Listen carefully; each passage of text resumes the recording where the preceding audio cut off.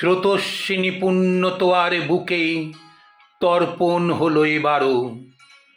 আধ কোমর গঙ্গা জলে কোষাকুষি হাতে, কপালে কোমরে পবিত্র গঙ্গা মাটির তিলক, পেটে বুকে বাহুতে সর্বাঙ্গে মাটির চন্দন লেপন, মাটি মাখা তর্জনীতে কুশের আংটি, মৃত মা অথবা বাবার অথবা উভয়ের, ছেলে কিংবা মেয়ের অথবা উভয়ের।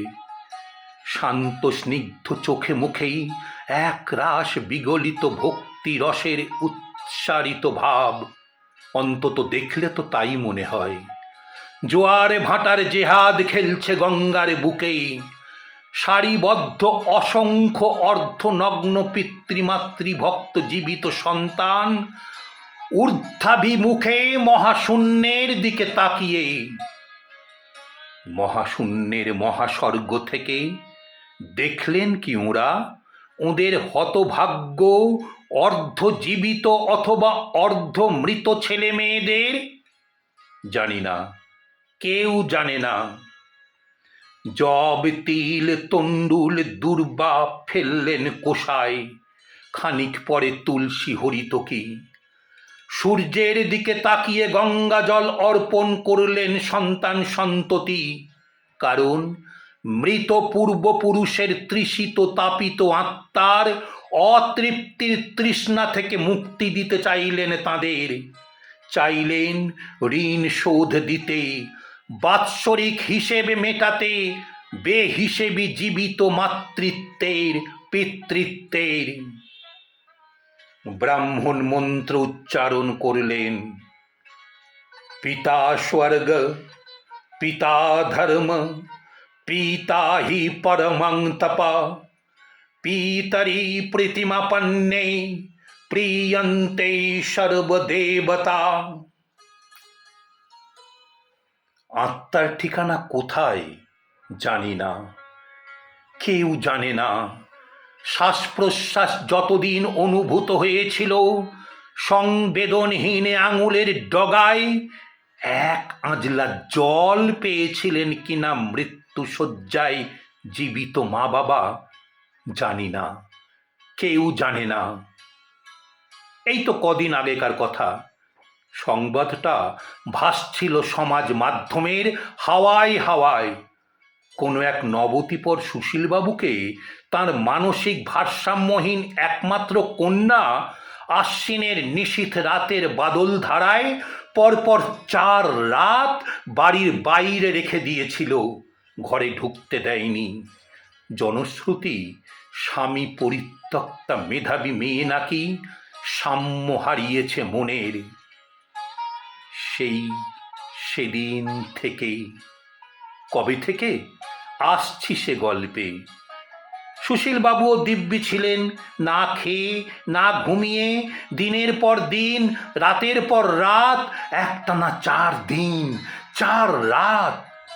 মাঝে মাঝে শুধু বলছিলেন, মা দরজাটা খোল না রে, আমাকে অন্তত একটা শুকনো কাপড় দে মা, জলে ভিজতে ভিজতে আমার সারা শরীরটা যে জমে গেছে। ভারহীন সাম্যের খোঁজে মেয়ে চেয়েছিল বাবার বাড়িটার অর্ধেক অংশীদার। পুরুষ পোষিত বাবা যে পুত্র স্নেহে অন্ধ, প্রযুক্তিবিদ উচ্চ বেতনভুক প্রবাসী চাকর একমাত্র ছেলের নামে বাবা লিখে দিয়েছেন পুরো বাড়িটাই। ছেলে এখন বিদেশের মাটিতে বসে বসেই দিন গুনছে, কবে বুড়োটা বিদায় নেবে আর মানসিক ভারসাম্যহীন বোনটাকে টেনে হিঁচড়ে রাস্তায় নামিয়ে দখল নেবে পৈতৃক বাড়িটার। সুশীলবাবুর ছেলে আজ না হোক কাল, নয় পরশু, টেমসের স্থির স্নিগ্ধ জলে দাঁড়িয়ে তর্পণ করবে কিনা জানি না, কেউ জানে না।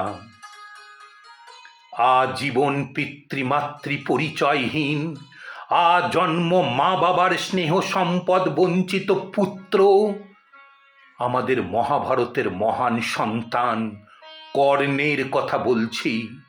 চিরটা কাল সহানুভূতির পাত্র, সর্বকালের শ্রেষ্ঠ দাতা, দেবরাজ ইন্দ্রের নির্দেশে তর্পণ করেছিলেন মর্তে এসে এক পক্ষকাল, পিতৃপক্ষের অবসানে মাতৃপক্ষের শুরুতে। এতে নাকি কর্ণের স্বর্গবাস হয়েছিল। স্বর্গ নামক সত্যিকারের কোনো মহালয় আছে কিনা জানি না, কেউ জানে না, যেখানে কলির কর্ণদের ঠাঁই হয় না।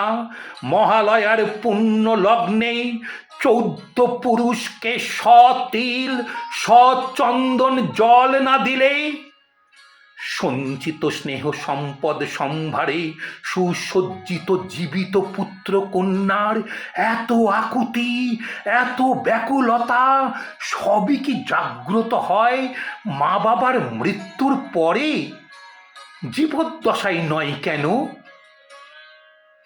জানি না, কেউ জানে না।